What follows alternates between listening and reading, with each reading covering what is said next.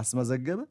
ኤምቡሞ ሶስተኛና አራተኛውን ጎል አስቆጥሮ 2 ጎል አስቆጥሮ ነው የወጣው። በተለይ አራተኛዋ ጎል የደጋፊውን መንፈስ እንዴት እንደቀየረችው ከስጋት ወደ ድል አድራጊነት እንዴት እንዳሸጋገረችው እኛ ምስክሮች ነን። ሼሽኮ የመጀመሪያውን አሲስት በፕሪሚየር ሊግ ላይ አሳይቷል። ተከላካዩ ተቀይሮ የገባው ሄቨን እንኳን የመጀመሪያውን የፕሪሚየር ሊግ አሲስት ያገኘው ትላንትና ነው። ብዙ ጠንካራ ጎኖች፣ ብዙ ተስፋዎች እና ያነሱ ድክመቶች የታየበት ጨዋታ ነበር። ድክመት የለውም ማለት አይደለም። ዩናይትድ ትላንት ፐርፌክት ነበር ማለት አይደለም።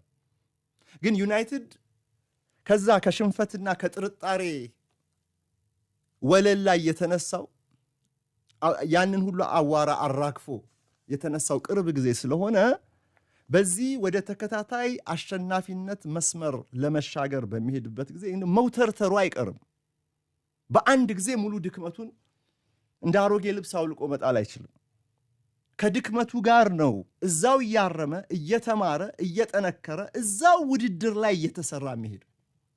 ለምሳሌ ትላንትና የመጀመሪያዎቹ 15 ደቂቃዎች ላይ ብራይተኖች የማንቸስተር ዩናይትድን ተከላካይ ክፍል ጠርምሶ ማለፍ አልከበዳቸውም ነበር።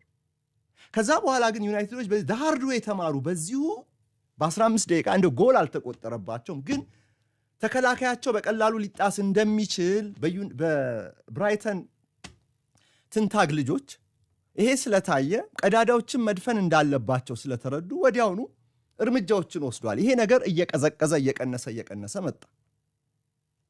በማንቸስተር